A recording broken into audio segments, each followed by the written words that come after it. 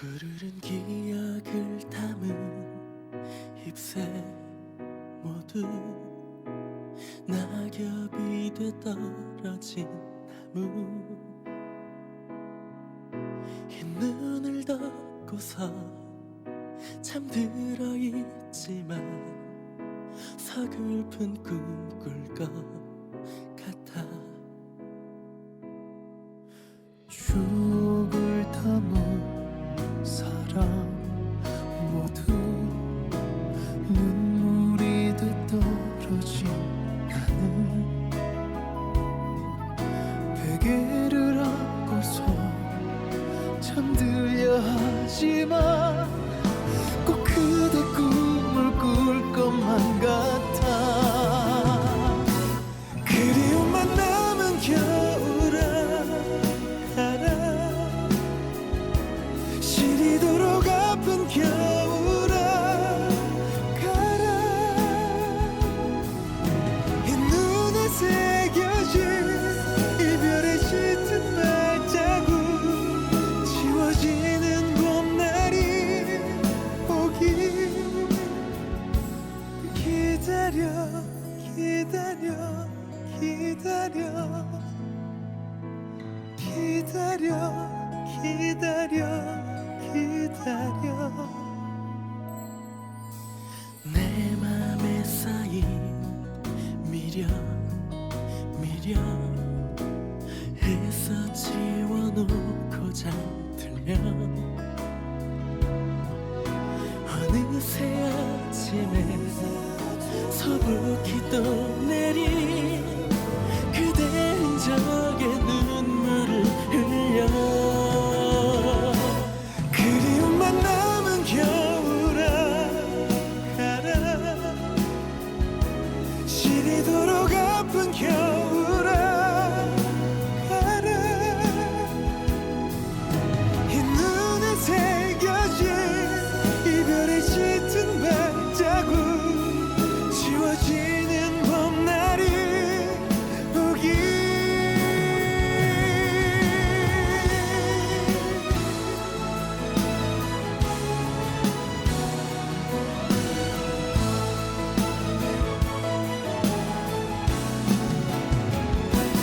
오랜 시간 행복했어요 안녕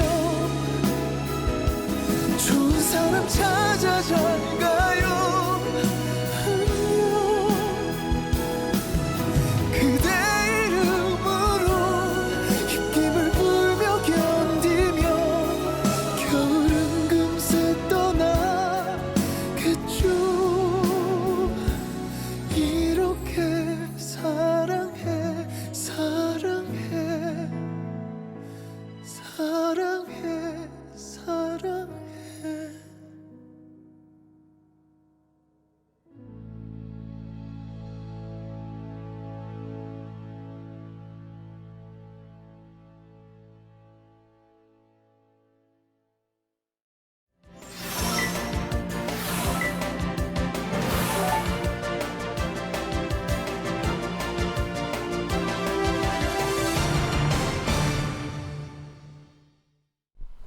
네, 뉴스데스크의 바람잡이 지영훈입니다. 네, 엄조원입니다. 오늘도 겨울에 어울리는 네. 발라드곡 SG 워너비의 겨울나무 네. JWH님 청해 주신 곡으로 이거 아마 출발했습니다. 성함의 약자겠죠?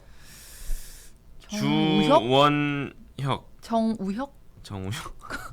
장우혁. 전 또 H.O.T. 장우혁. 제 이름을 넣고 있네요, 저는. 그게 말이에요. 자기애가 굉장히 투철한. 네. JW 보면 제 이름 같아요. 네.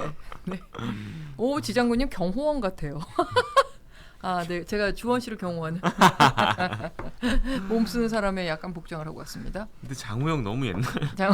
옛날 사람 티내는 거 아니에요? 지영혁도 나왔습니다. 제 동생인가요? 우리 친구들은 장우혁 잘 모를 수도 있어요. 장우혁을 설마요. 승민 씨 장우혁 알아요? 끄덕끄덕했어. 끄덕끄덕. 모르는 끄덕끄덕이야. 지금 이렇게 웃을 때가 아닙니다. 오늘 오후 5시쯤 2시간 전쯤에 예. 경기도 파주의 아파트 신축 공사 현장에서 속보 20여 떴더라고요. 명의 근로자들이 일산화탄소에 중독이 되는 사고가 났습니다. 이게 예. 콘크리트 양생 작업을 하던 중에 발생한 것으로 추정이 되고 있는데요. 뉴스데스크에서 사건 현장을 연결해서 지금 속보를 알려드릴 테니까요. 네.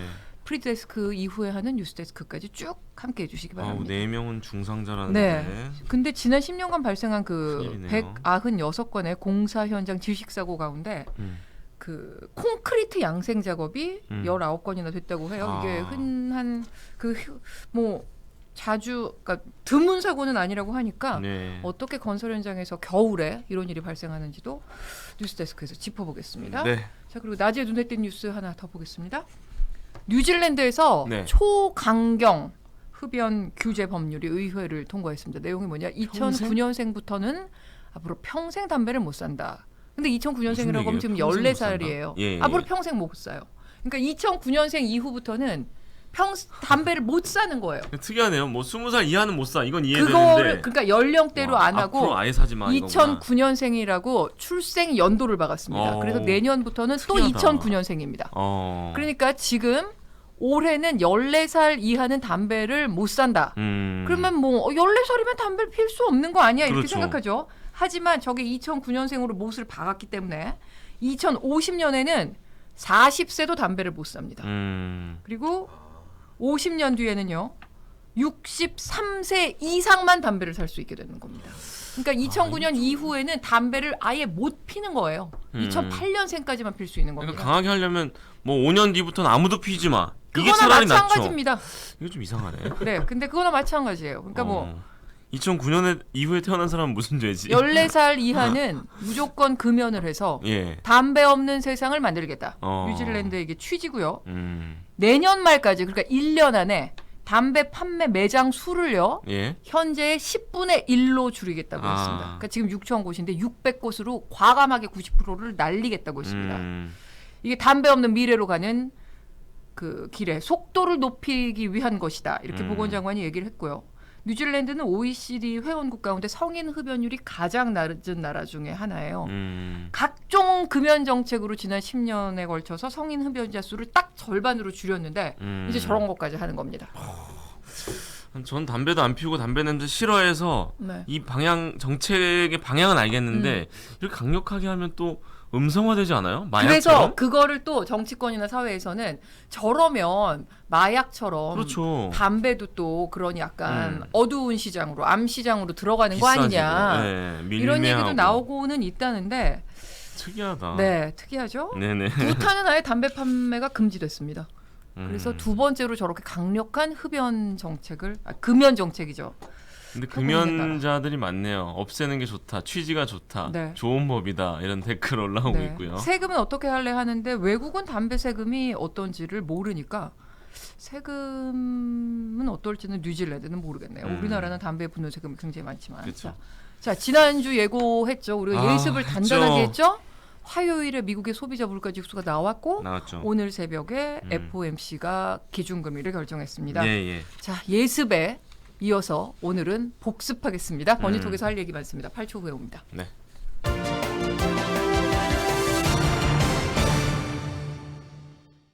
쭌쭈닝님 채널 얼음이라고 하셨습니다. 아주 좋습니다. 네, 채널 고정도 고정 그런 아니고 거예요? 채널 얼음. 왜냐?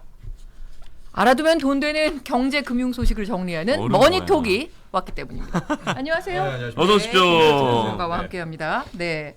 자, 지난주에 정말 예습을 아주 저희가 단디 했기 때문에 이 소식이 화요일부터 얼마나 귀에 쏙쏙 머리에 쏙쏙 들어오는지 정말 주입식 교육의 장점은 끝도 네. 없다고 제가 늘 말씀드리는데 슈퍼위크죠 지금. 네, 슈퍼위크입니다. 네. 자, 미국이 올해 그 마지막 FOMC 회의를 했습니다. 금리 인상 자체는 뭐 예상대로였습니다. 근데 이틀 전 화요일에 나왔던 그 11월 소비자 물가 상승률 이거는 굉장히 괜찮습니다. 여기서부터 시작을 하죠. 네. 슈퍼위크니까. 네. 화요일 날 밤에 미국의 11월 소비자 물가 지수가 발표가 됐고요. 네. 그게 이제 답안지를 살짝 보여줄 거다라고 지난주에 말씀을 드리지 않았습니까? 그렇죠. 11월 자체 CPI 소비자 물가 상승률은 이 영어로 됩니까? 이보다 더 좋을 수 없다. 아, 뭐죠? Nothing better. Nothing better 아닌 갑자기 물어보시니까 알 네. 수가 없네. 이보다 더 이보다 더 좋을 좋을 수는 수가 없다. 없게 나왔습니다. as 일- good as 뭐 이런 거 아닌가요? 일단은 시장 예상치 전망치가 7.3이었는데 네. 7.3도 굉장히 낮게 잡은 거거든요. 그래서 그때 뭐라고 했냐? 7.3만 나와도 이건 대박이다. 그런데 여러분 7.1%가 나왔고요. 그러니까 수치상으로도 굉장히 좋죠. 그리고 내용으로 들여다보면 그동안에 물가를 괴롭혔던 것들이 거의 다 떨어졌습니다. 일단 유가 떨어졌으니까 에너지 떨어졌겠죠. 네. 하고 여러분들 많이 들어보셨겠지만 중고차 가격이 막 그렇게 높았다 난리쳤는데 중고차 가격은 그냥 뚝 떨어졌습니다. 또 연준은 가장 많이 체크하는 게 의료 서비스. 예. 우리야 건강보험이 있지만 미국은 뭐 거의 그런 개인 보험으로 처리를 하기 때문에 그 의료비에서 굉장히 신경을 쓰는데 이 의료 서비스, 헬스케어 부분 지출도 뚝, 물가도 뚝. 그나마 버티고 있는 게 임대료는 아직도 짱짱했어요. 네. 근데 임대료라는 게 미국의 렌트는 거의 집값의 3개월 후행합니다. 그러니까 매매 시장이 떨어지면 한 석 달 뒤엔 임대료도 떨어져요. 떨어져요. 네. 그런데 지금 미국도 주택 시장이 얼어붙었거든요. 예. 그러니까 임대료가 지금 오르고 이게 물가를 끌어올렸다 하지만 2개월, 3개월이면 얘는 100% 떨어진다. 네. 이게 뭡니까 지금? 수치, 내용 다 완벽했잖아요. 자, 그래서 그날 박수를 쳤다가 쳤다가 그래도 워워. 음. 너무 좋을 때 우리가 좀 참잖아요. 그렇죠. 참고 12월 FOMC까지 FOMC 보자. 진짜. 네. 그렇게 화요일은 그리고 넘어갔고요. 환율도 떨어졌어요 그날. 환율도 1200원대를 떨어졌고요. 찍었어요. 예. 네. 그 달러 인덱스도 103 뭐까지 내려왔고요. 떨어졌어요. 근데 그 점도표가 중요하다는 말씀은 여러 번 하셨고 네. 그래서 오늘 나왔는데 그거랑 또 제롬 파월도 말이 조금 왔다 갔다 하는 것 같기도 하고요. 네. 자, 그래서 어떻게 이제 보셨어요? 바로 이제 예. 소비자 물가 상승률이 나왔고요. 이제 FOMC 구간으로 들어갔고 예. 그게 오늘 새벽에 이제 결과가 나왔습니다. 네네네. 근데 우리가 보통 FOMC를 관전을 할 때 첫 번째로는 뭐 얼마나 올렸느냐, 얼마나 내렸느냐. 일단 그 자체를 하나 봐야 되겠고요. 그때 나오는 게 성명서가 있습니다. 성명서 내용 봐야 돼요. 네. 여기가 끝이 아닙니다. 끝나고 기자회견. 파월이 또 기자회견을 연준 의장이 기자회견을 할 때 기자들이랑 주고받는 요때 실은 어떤 증시가 말을 많이 하느냐? 움직여요. 그리고 3, 6, 9, 12월에는 판이 끝나고 그 연준 위원들 18명이고 여기에 파월까지 합쳐서 19명이 그 익명으로 점을 찍어요. 그래서 올해, 내년, 후년에 어느 정도의 레벨이냐는 찍는 이 점도표. 이 네 가지를 확인을 해야 나는 요번에 FOMC는 좀 봤어. 다 봤어. 내가 다 A부터 Z까지 했어. 봤어. 일단 폭은 0.5%포인트. 이거 다 알죠. 다 4.5로 끝났어요. 하고 성명서 좋았습니다. 왜 좋았냐? 11월과 거의 똑같았어요. 뭐 단어 하나? 두 개 완전히 컨트롤 V, 네. 컨트롤 C. 근데 11월 FOMC 회의의 성명서가 우리가 좋았다라고 이야기하는 게 그동안은 제롬 파월이 늘 말하는 게 금리 올릴 때 좌고우면하지 않겠다. 올려서 뭐 망가지든 말든 해. 그랬는데 11월 성명서에는 금융시장을 챙기겠다라는 그렇죠. 걸 하나를 딱 갖다 그렇죠. 붙였거든요. 그래서 막 그때 좋아라 했는데 그렇죠. 그 성명서가 나왔어요. 좋죠. 여기까지도 다 좋아요. 근데 나머지 기자회견에서 두 개가 뭐예요, 두 뭐예요? 개가 망쳐버렸어요. 뭐라 그런 거예요, 네. 대체? 자, 이번에 이제 파월의 입이 예. 진짜 왜 이러지 할 정도로 왔다 갔다. 여름 잭슨홀 미팅에 그 파월로 돌아갔어요. 또 최근 몇 주 전에는 또 달라졌잖아요. 그러니까요. 네. 네. 그러다가 또 그때 그 파월로 돌아가가지고 이제 파월이 세게 말할 때 늘 하는 게 있거든요. 물가를 이제 2%가 목표치인데 소비자 물가는 거기 때까지 갈 길이 멀다. 갈 길이 남아 있다. 맨날 이 레토릭을 쓰는데 그걸 또 썼습니다. 그래서 아직까지 인플레를 잡을 때까지 갈 길이 멀다. 이거는 강력한 긴축을 하겠다는 뜻이고요. 또 하나 이 해프닝은 아니죠. 이슈가 뭐냐면 기자가 이제 질문을 해요. 네. 지금 금리 인하를 언제 하냐가 핵심이잖아요. 그래서 금리 인하는 내년에 합니까? 2023년에 합니까? 하니까 바로 노라고 잘라버립니다. 그래서 내년에 금리 인하는 없다. 와, 이러면은 이거는 상당한 우리가 그렇죠. 느꼈던 거와. 근데 저는 그때 뭘 느꼈냐면 굳이 이럴 필요가 있었을까? 그러면 성명서를 바꾸던가. 그렇죠. 왜 성명서는 그렇게 그대로 두고 자기가 말을 나와서 이렇게 매파적 발언을 양다리인가요? 근데 제롬 파월은 지금 증시가 오르기를 싫어해요. 왜냐 물가를 잡아야 되는데 증시가 여러분 오르면 주식시장이 물가가 오르면 오르죠. 사람들이 그렇죠. 또 그렇죠. 돈 벌었어 또 또 써. 물가가 오르죠. 또 물가가 네. 올라. 그러니까 좀 싫은 것 같더라고요. 증시가 오르는 걸. 그래서 파월의 입이 일단 매서워지면서 기대가 꺾였고 그리고 점도표도 매파적이었습니다. 우리 기대와는 좀 상관없게 된 거죠. 네. 이러면 너무 혼란스러워지는 거 아니에요? 그러니까 그래서 점도표도 지금 말씀하시는 것처럼 예. 우리가 지난주에 또 예습할 때 네. 그 최종 연준의 최종 인상의 끝, 그 최종 목표치가 예. 5% 아래면 좋겠다는 점이 우리가 가장 많이 낙인했잖아요. 찍히는 게, 예. 네. 그렇죠. 예. 근데 이게 5.1이 나왔더라고요. 맞아요. 그래서 이것도 우리의 기대를 좀 저버렸는데, 완전 저버렸었습니다. 네, 기억 못 예. 하시는 분들이 있을 테니까 네. 이게 점도표가 어떤 건지 우리가 지금 결과가 어떤 걸 시사하는지 그렇죠. 얘기를 해주시죠. 점 도표입니다. 점 찍는 게 어디 있느냐만 보시면 될 것 같고 예. 그 연준 제롬 파월 포함해서 19명이 이제 회의 끝나고 점을 찍어요. 나는 내년에 여기까지 가야 금리가 된다. 어디까지 가야 될 거다. 근데 우리가 지금 느끼기에 2023년이 어찌 됐건 금리 인상의 끝이에요. 금리 인하는 그 2024년에 한다고 치더라도 그러니까 2023년의 금리 전망을 보면 그게 최종 금리일 거 아니에요. 그게 터미널 레이트일 텐데. 최고점. 예. 예. 저도 바랬고 산타랠리가 필요하기 위해서 지난주 클립을 보시면 알겠지만 어디에 많이 찍혀야 되느냐. 4.75에서 5 네. 여기에 찍히면 진짜 베스트다. 최고다. 왜냐하면 지금이 4.5니까 한 번 정도 더 올리고 땡친다는 거 아니냐. 네. 그랬었는데 막상 뚜껑을 열고 보니까 가장 많은 점은 5에서 5.25에 여기에 10명, 10개가 찍혀 있었고요. 우리가 바랬던 4.75에 5는 2개가 찍혀 있는 거예요. 3패는 올해 못 터뜨리겠네요. 하고 나머지는 그럼 다 뭐냐? 17개는 5% 위에서 다 찍혀버린 바람에 실제로 이 점도표를 봐도 야 연준이 금리 인상을 멈추고 싶은 생각은 없구나. 예. 그렇게 판단한 것이어서 이제 주가가 하락을 한 채로 끝이 났죠. 근데 파월 의장은 그 경제학자나 뱅커는 아닌 것 같아 보여요. 네. 말을 맞아요. 이렇게 자꾸 바꾸는 거 보니까. 네. 예. 지금 우리 그 타이틀도 그렇고 스크루지 파월 뭐 언론에도 그렇고 그렇게 부르는 이유가 있는데 여기 네, 왜요? 진 대통령님이 또 산타가 왔다가 다시 또 도망갔다고 또. 네. 우리 산타만 기다리는 어린이들 울어요. 네. 네. 파운드리님, 바지 사장 사장 파월하지. 파월하지. 오, 통찰력. 예. 그러니까요. 네. 버냉키하고는 다른 것 같아요, 확실히. 네. 그렇습니다. 근데 이제 FOMC 발표 네. 이후에 뉴욕 증시 하락했고 네. 우리 증시도 빠졌고 우리가 더 많이 빠졌죠. 더 많이 네. 빠졌죠. 그러니까 뭐 산타랠리가 이제 다 끝났다 안 온다 이렇게 확언해도 되는 거예요? 우리가 지난주에 산타랠리의 정교한 구간은 네. 그 크리스마스 전주, 전주부터 크리스마스 주, 다음 주 3주라고 했잖아요. 네. 그러니까 실제적으로는 월요일부터 평가를 하면 되는데 객관적으로는 제롬 파월과 연준이 일단 산타랠리를 날렸다. 날렸다. 현재로서는 이 정도의 강력한 긴축. 우리가 지난주 클립을 보면 4가지 조건 중에 첫 번째가 긴축 완화에 대한 네. 시그널을 줘야 된다. 네. 이게 이제 이거와 중국 2개만 해도 된다는 건데 음. 미국이 이걸 안 해주니까 일단은 확률상으로는 좀 많이 떨어지게 되는 그런 국면이 됐습니다. 네. 그래서 이게 시장이 일제히 이 매파적 발언 또 점도표 여기에 굉장히 실망하는 모습을 보였는데 네.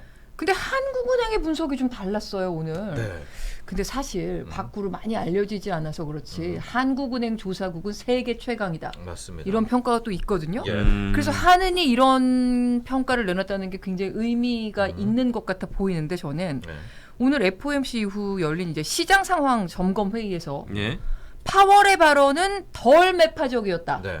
이렇게 평가했고 네. 이에 따라서 우리나라의 시장 변동성도 크지 않을 것으로 보인다. 네. 생각보다 이렇게 했단 유했다, 말이에요. 이건가요? 네, 이건 어. 어떻게 봐야 됩니까? 그러니까 아침에 오늘 오전에 뭐 인터넷 뉴스 보신 분들은 거의 헤드라인이 뭐 산타랠리 없다. 네. 스크루지, 네. 파월이 뭐 망친, 날렸다. 뭐 크리스마스 예, 예, 예. 악몽 막 이렇게 뽑았는데 한 7개의 한국은행의 평가가 그러니까요. 나왔는데요. 네. 한국은행은 이번 FOMC에 대해서 제롬 파월의 또 코멘트에 대해서 덜 매파적이었다.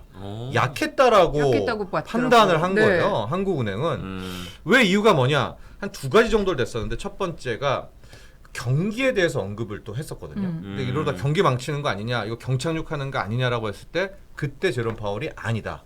연착륙 시킬 수 있다라고 하면서 상당히 또 경기 쪽을 챙기는 듯한 모습을 양다리네요. 보여준 게 네. 하나가 있었고 그 양다리라고 했는데 실은 이거를 저도 뭐 영어를 그렇게 잘하지 않기 때문에 그걸 원어로 다 이해하지 못하지만 원어로 들었던 분은 또 자기는 반반으로 들었다. 네. 근데 왜 언론이 이러냐라고 그런 분도 계십니다. 그러나 일단은 뭐 굵직굵직한 건 매파적이 맞는데 한국은행이 이제 왜 덜 매파적이었냐. 앞서 말한 것처럼 연착륙 시킬 수 있다. 두 번째가 베이비 스텝 할 겁니까? 라고 하니까 한다. 시기를 말해줄 수는 없지만 0.25, 0.25가는 베이비 스텝 한다는 말도 또 했거든요. 네. 파월의 자기의 입에서 네. 이 두 가지 포인트. 그리고 정말 중요한 게 여러분 하나가 있는데 앞서 우리가 처음 시작을 11월 소비자 물가 상승률로 했잖아요. 네네. 그게 너무 좋았잖아요. 네네. 아니 이렇게 좋았는데 왜 음. 이런 식으로 말해? 음. 뭐라고 얘기했냐면 가장 최근의 데이터는 즉 11월 CPI는 이번 연준 결정에 반영하지 않았다라는 예언을 또 한 겁니다. 그러니까 엄밀히 말하면 지금 뭐 코멘트 하고 점도표 찍고 여기에는 11월에 뚝 떨어졌던 7.1%의 소비자 물가 상승률은 반영이 안 된 거예요. 아마 이런 거에 포커스를 맞추면 이게 덜 매파적이다 이 정도로 하고 그 다음에 더 큰 뭐 이야기를 하겠지라고 그렇게 아마 판단을 했던 것 같습니다. 하는 또 디테일을 다 반영해서 또 네. 평가를 한 거군요. 그러면 네. 자, 그래서 지금부터가 이제 관건인데요. 조금 있다가 한 2시간쯤 있다가 이벤트 하나가 더 남아 있습니다. 네. 뭐예요? 유럽 중앙은행. 유럽 중앙은행. ECB가 또 금리 결정을 해요. 그러니까 슈퍼 위크가 맞아요. 네. 오늘 새벽에 미국이 했고요. 이제 유럽은 현재 2%입니다.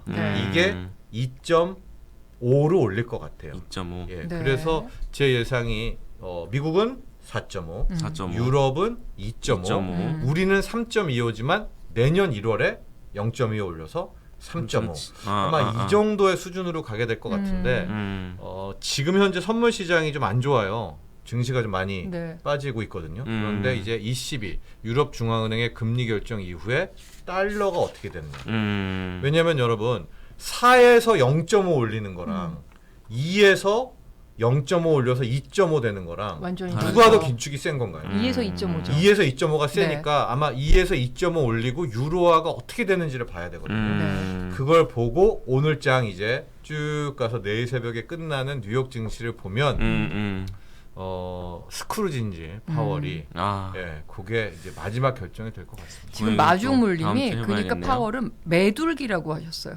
네. 이렇게 생각하면 매, 저렇게 생각하면 비둘기. 네. 매둘기라는 표현은 원래 하나요? 전 처음 들어봤습니다. 네. 전 처음 들어봤습니다. 네. 매파와 미들기파를 합쳐놓는데 양다리를 이렇게 표현하신 것 같습니다. 어쨌든 2시간 뒤에 ECB의 결과도 보고 또 자세한 내용은 다음 주에 다루고요. 이번에는 우리나라 국회로 돌아와서 그 중에서도 오늘은 경제 코너니까 예산안을 살펴보면 막판 협상이 진행 중이지만 뭐 아무래도 쟁점은 법인세 아니겠습니까? 근데 지금 방금 속보를 찾아보니까 그 1%포인트 인하 중재안이 나왔잖아요, 의장에. 근데 여당은 수용을 보류하겠다. 언발의 오줌 누기다. 이런 입장을 내놨네요, 주호영 원내대표가. 그 국회 선진화법이 이제 생기면서 그 전까지는 예산안 통과할 때 뭐 막 난리치고 해 바뀌었는데도 예산안 안 하고 막 이제 그래가지고 또 그런 국회 선진화법이라는 걸 만들었어요. 그게 또 완벽한 게 아니라 어쨌든 그게 있어서 통과는 되기는 되는 그런 우여곡절을 겪게 되겠지만 그래도 항상 예산안 처리를 앞두고든 중요한 부분에 있어서 이제 기싸움을 하게 됩니다. 통과를 앞두고 이번에 기싸움의 핵심은 이제 크게 이번 주 초 지난주 말에는 법인세에 대한 문제, 또 금투세를 어떻게 해야 되느냐 문제, 한전은 어떻게 해야 되는가의 문제, 또 부동산 쪽으로 오면은 다주택자들의 종부세를 어떻게 해야 되는지 이걸로 막 여야 이제 다 싸웠어요. 그런데 이제 마지막 남은 하나가 법인세입니다. 이 기싸움이 최종 기싸움이라고 보면 되겠고요. 쟁점만 짧게 설명드리면 현재 우리나라의 법인세율의 최고 세율은 25%.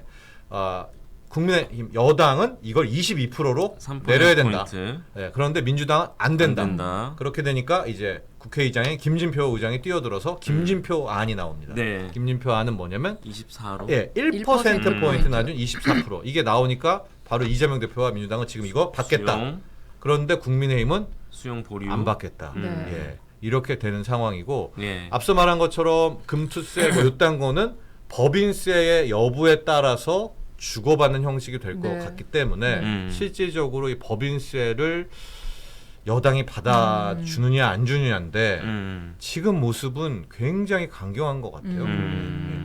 그래도 안 된다는 아니라 보류라고 한 걸로 봐서 네. 지금 협상의 뭐 여지가 남아 윤석열 있는 것 같기도 대통령이 하고요. 오늘 또 그 국민과 그 대화하면서 굉장히 또 강경한 입장을 보였단 말이에요. 예. 그래서 대통령실과 정부 또 여당이 지금 협의를 하고 있다 그렇게 보이는데 자 만약 이게 해결될 가능성이 있다고 보십니까? 아니면 그리고 이게 해결되면 지금 말씀하신 뭐 금투세, 금투세라든가 이런 것들은 금융투자소세는 어떻게 될까요? 자연스럽게 풀리게 되는데 네. 법인세는 저도 솔직히 모르겠습니다. 왜냐하면 이제 지난주만 해도 엊그제였죠. 김진표 뭐 안 네. 나오고 이러면 여당도 받아줄 줄 알았었는데 최근에 여당과 또 이 청와대가 아니죠. 이 대통령실 용산이죠. 네. 이것이 화물연대에 대한 이제 뭐 업무 개심 명령 네. 내리고 예. 거기에서부터의 성과에 좀 고무되어 있는 모습이 있습니다. 음. 그렇기 때문에 상당 부분 22%로 떨어뜨리는 법인세 인하를 좀 몰아붙일 가능성도 있습니다. 자, 그런데 이건 뭐 정치적인 부분이니까 네. 법인세가 어쨌든 해결이 됐다라고 하면 금투세는 2년 유예가 거의 확실시 됩니다. 네. 예. 금투세 아시죠, 여러분? 주식 예. 투자했는데 5천만 원 벌면 이득. 20%, 3억 이상 벌면 25%의 이제 세금을 내셔야 되는 겁니다. 우리나라도 이제 주식 투자에 대해서 과세를 한다는 게 네. 금융투자소득세인데 이거는 근데 법인세랑 상관없이 좀 유예를 할 수밖에 없습니다. 네. 왜냐하면 증권사에서 시스템적으로 준비를 지금 안 했어요. 이게 지금 시스템이 없어요. 그렇기 바로 때문에 시행을 해도 문제가 예. 일부러 안 한 거 아닌가요? 일부러 안 한 것 일부러 같아요. 안 한것 예, 일부러 같은데요? 안 해가지고 또 이게 복잡한 게 일부러 한 해로 안 끝나는 네. 게 아닙니다. 한 해 이익 보고 그 다음에 손해 보면 합쳐서 또 다시 돌려주고 이게 통산을 해요. 네. 그러니까 시스템이 되게 정교해야 되는데 안 한 것 같은데요. 네. 지금 안 만들어져 있기 때문에요. 제가 생각하는 금융투자소득세는 2년 유예가 될 가능성이 네. 현재로서는 좀 높거든요. 네. 근데 조금만 더 설명드리면 지금 또 문제가 뭐냐면 대주주 요건은 그럼 어떻게 하느냐가 있어요. 대주주 요건은 이번에 패키지로 붙은 게 종목당 100억 이상 가진 사람만 네네. 대주주로 한다라고 치는 거예요. 근데 네. 그전에는 10억이었잖아요. 어. 그래서 지금 요즘에 원래대로 한다면 우리나라의 그 개인 투자자들이 큰 손들이 무조건 개인들이 팔아야 돼요. 왜냐하면 10억 이상을 들고 만약에 내년 4월 이후에 팔았는데 소득이 났다. 이분들은 이제 세금 내야 되거든요. 그렇죠. 근데 지금 개인들이 안 팔잖아요. 왜 안 파느냐? 이분들은 지금 대주주 요건이 100억 이상으로 될 줄 알고 지금 안 팔고 있는데 네. 만에 하나 100억 이상의 대주주 요건도 통과가 안 되면 10억 넘는 분들은 또 물량 던질 거거든요. 네. 그러니까 이것도 수급의 영향이 좀 하나가 있어서 빨리 좀 이런 불확실성이 거쳐야 될 필요는 있습니다. 네. 한전법 얘기도 해볼까요? 네. 이게 계류 중인 법안들 많고 경제 법안들 중에서는 이 한전법 그러니까 회사채 발행 한도를 6배까지 최대 6배까지 확대한다는 게 골자인데 이건 어떻게 해야 될까요? 뭐 전기요금 관련된 얘기도 많고 뭐 올려야 된다, 올리지 말아야 된다. 뭐 결국 돌아 이 국민 세금으로 메꾸려는 거냐? 뭐 네. 말들이 많습니다. 일단은 상임위에서 이게 개정안이 통과가 됐습니다. 네. 그러니까 네. 이제 임시국회에서 바로 통과가 될 것 같아요. 네. 지금 무슨 얘기냐? 내년에도 한전은 어마무시한 양의 한전채를 발행할 수가 있고요. 그때 꼬은 돈이겠죠. 네. 꼬은 돈으로 자신들의 적자를 메꾸는 메울 거죠. 수가 있겠고요. 그렇게 되면 전기요금은 안 올리는 예, 거죠. 조금 올리면서 네. 넘어갈 수가 있을 것 같습니다. 그러나 그 이게 꼭 좋은 빚이. 것만은 아닙니다. 빚이 또 빚이 우리 되는 거죠. 부담이니까요. 올해 한국전력이라는 회사가 발행한 채권이 거의 한 70조 육박해요. 하고 올해 한국전력의 적자가 한 30조가 지금 넘을 네. 예정이고 왜 적자냐? 뭐잘 아시죠? 전기요금 올려야 되는데 안 올려요. 올리면 물가에 어마어마한 그쵸. 그거가 있는데 네.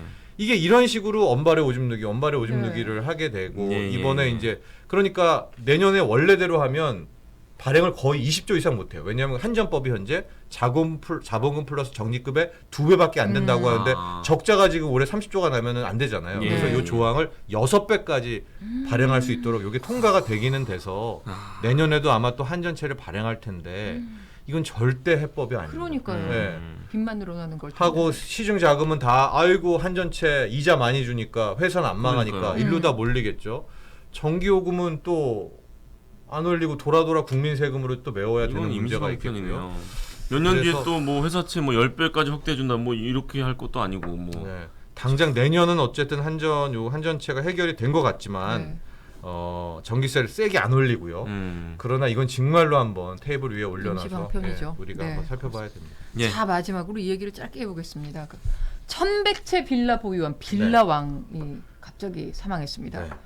내용 1100채. 근데 내용 자체보다 뭐 이 사건이 준 함의가 있어요. 이게 피해자가 뭐 한두 명이 아닌 것 같고 윤석열 대통령이 오늘 그 패널들하고 얘기하면서 피해자 구제를 위한 TF를 만들겠다. 네. 이렇게까지 해서 좀 다행이긴 합니다만 이게 간략하게 빨리 설명드리면요. 네. 예. 이제 수도권 뭐 서울 수도권에 한 1100채 이상의 빌라를 가진 빌라왕이 있는데요. 40대고요. 지난 10월에 사망을 했는데 네. 이 사람이 넉넉하고 제대로 된 임대업자가 아니었던 거예요. 갭 투자하고 자기 자본은 하나도 없이 시작한 이미 거죠. 국세도 한 60억 이상, 수십억을 네. 지금 못 내고 있는 이런 사람이 이제 사망을 했어요. 자, 근데 여기서부터 뭐가 문제냐? 당연히 이 사람들의 빌라에 들어 있는 세입자들은 다 피해자죠. 그렇죠. 그런데 우리는 이제 전세를 들면서 저희도 이야기를 했고 전세 보증보험을 들었죠. 들은 사람이 꽤 되잖아요. 네. 그럼 이제 어쨌거나 한 주기 빚이잖아요. 그래서 전세 보증보험을 타려고 했더니 네. 여기서 문제가 발생한 겁니다. 뭐예요? 왜냐하면 현재 전세 보증보험이란 것은 뭐 서울 보험이나 허그라든가 네. 일단은 돈을 먼저 내주고 세입자에게 네. 예. 그 집주인에게 청구를 내놔 하는 거죠. 하는 건데 네. 집주인이 없네. 사망했잖아요. 그러게요. 근데 보통 이렇게 되면 상속을 하거든요. 예. 그럼 그 상속인한테 상속인에게 받는 너가 거야. 내놔 네. 라고 하게 되는데 가족이 없어요? 가족이 지금 노부부밖에 없어요. 근데 상속을 안 받겠다고 하고 있는 분위기인 예, 거예요. 왜 노부부가 안 받느냐? 노부부가 뭐 한 재산 뭐 얼마 있겠지만 세금이라 이런 거 있기 때문에 내가 상속을 받는다고 받는 하는 순간 다 뺏기니까 그 노부부는 거리에 나앉잖아요. 그러니까 이 숨진 빌라왕의 부모님들이 상속을 안 받는다. 그럼 거부하면 거부할 그러니까 수 있는 지금 거구나. 아무도 없잖아요. 그러면은 전세보증보험 가입자 내주세요 했는데 아까 뭐죠? 그 업무 처리가 네. 걔가 있어야지 내주죠. 그렇죠. 누구한테 대의 변제를 해놓을 사람이 지금 비어 있잖아요. 예. 이게 제도적 미비입니다. 상속 포기였을 때 어떻게 전세 보증보험을 돌려줘야 하는지가 마련이 규정을 안 안 돼 있는 했던 거군요. 거예요. 이걸 몰랐어요, 이거를. 그리고 애초에 자본도 없이 1100채를 살 수 있었던 그 시스템도 문제네요. 그렇죠. 그래서 예. 지금 많이 나오는 게 뭐 세금 미납자라든가 이런 거를 예. 아예 빌라를 뭐 못 5채 이상 못 사게 사게 해라. 하라. 예. 이런 얘기까지 지금 나오고 있고요. 야. 자, TF팀이 일단은 구축이 돼서 보증보험 가입자분들은 기술적으로 이분들은 어쨌든 보험료 내고 들었으니까요. 예. 그렇게 지금 윤석열 대통령의 지시사항이 있었는데 이것도 좀 지난한 작업이지만 보증보험 가입 안 한 안한 사람들이 있어요. 분들은 그 보험료가 비싸거든요. 그분들은 네. 그냥 어떻게 지금 그래도 굉장히 비싸거든요. 그런 상황이 네. 돼버렸습니다. 네. 안타깝습니다. 참 어떡해요. 이제 진짜 부동산 거래할 때 진짜 알아봐야 될 게 한둘이 아니겠네요. 참 오늘 말씀 너무 재밌는 말씀 네. 감사하고요. 눈길에 무사히 안전 운전하십시오.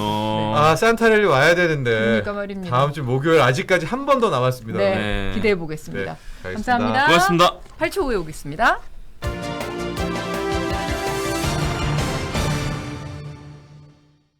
시간이 네, 2분 남았으니까 2분 뭐 10여 랩까지는 초. 안 해도 되겠네요. 첫 자, 소식 뭐죠? 뭐 뉴스데스크 첫 소식은 예상하신 대로입니다. 중부지방에 눈이 어마어마하게 왔죠. 오늘 진짜 사고도 많이 속출했습니다. 나왔어요. 많이 왔어요. 네. 낮에도 차들이 평소 속도의 한 3분의 1 정도로 엉금엉금 다니는 걸 예, 제가 예. 봤는데 음. 퇴근길엔 기온이 떨어지잖아요. 얼리죠. 그러면은 길이 언단 말이에요. 아. 그러면 퇴근길에는 정말 난리 날 것 같습니다. 그래서 실제 지금 퇴근길 현장에 나가 있는 취재 기자를 연결해서 실시간으로 도로 상황 어떤지 점검해 보고요. 내일 예. 출근길은 어떨지도 미리 전망을 해보겠습니다. 네. 그리고 지난주까지만 해도 날씨가 겨울 같지 않게 포근했었어요. 그랬죠. 어머 봄 같아 이 정도였는데 이번 주 들어 갑자기 혹한의 폭설까지. 수요일부터 확 네, 추워졌어요. 확 추워졌어요. 예, 왜 이런 어제부터. 걸까요? 그 이유도 전망해보고 언제까지 이럴지도 기상 전문 기자 현인아 기자가 예. 얘기해 드리겠습니다. 알겠습니다. 자, 고급 아파트, 최고가 시계, 보석, 아 이거 봤어요. 기사. 몇 대 수억 원대 슈퍼카, 뭐 이렇게 플렉스 하던 래퍼 도끼. 도끼. 저도 도끼 좋아했는데 그동안 대중에게 이렇게 스스럼 없이 이걸 공개하면서 나는 돈이 많아 좋다. 난 돈 벌려고 랩을 한다. 이렇게 그랬죠. 하면서 재력을 과시해왔었어요. 근데 알고 보니까 그 도끼가 래퍼 도끼가 종합소득세 3억 3천만 원을 3년째 내지 않고 있어서 오늘 국세청이 그 몇 년째 세금 내지 않고 있는 고액 상습 체납자 명단 공개했는데 거기에 포함됐습니다. 그렇게 돈 많다면서 왜 안 냈지? 그게 말입니다. 총 6,940명이 4조 4,200억 원의 세금을 안 내고 있는데요. 4조요? 네, 체납액이 100억 원이 넘는 사람도 10명이나 있었습니다. 도대체 어떤 사람들이 왜 세금을 안 내고 있는 건지 뉴스데스크에서 알려드리겠습니다. 야. 카타르 월드컵 우승은 프랑스와 아르헨티나 아 중에 한 곳으로 가게 됐습니다. 결승 진짜 이번 너무 결승에 재밌을 것 볼거리가 같아요. 너무 많습니다. 와. 프랑스 2018년 우승국입니다. 그래서 60년 만에 월드컵 2회 연속 우승 국가가 나오느냐 이게 하나고요. 그리고 이번 월드컵 최고 스타 메시와 음바페 메시. 중에 누가 될 것인가. 이 두 사람 파리 생제르맹에서 함께 뛰는 팀 동료입니다. 맞아요. 게다가 이번 월드컵에서 둘 다 5골을 넣어서 득점왕 공동 선두입니다. 아 그게 관전 포인트죠. 네, 결승전에서 과연 누가 골을 넣게 될 것인지. 누가 득점왕이 될 것인가? 자, 두 팀의 결승전은 우리 시각으로 19일 0시에 있습니다. 뉴스데스크에서 이 결승전을 미리 보고요. 관전 포인트도 프랑스 짚어드리겠습니다. 한 번 했으니까 네. 메시가 우승컵 들었으면 좋겠는데 그렇죠. 모르겠네요. 자, 급발진으로 의심되는 그 굉음 질주. 할머니가 운전하는 차가 이런 일이 벌어져서 아. 12살 손자가 사망했다는 소식도 오늘 뉴스데스크에서 아유, 전해드리겠습니다. 어떡해요. 자, 본방 자세한 시작할 내용은 시간이고요. 본방을 네. 통해서 확인해 주시기 바랍니다. 화요일 엠보드 톱5가 내일 나갑니다. 아, 그래서 그렇네요. 저희 둘 다 내일 다시 네, 오겠습니다. 뵙겠습니다. 고맙습니다. 감사합니다.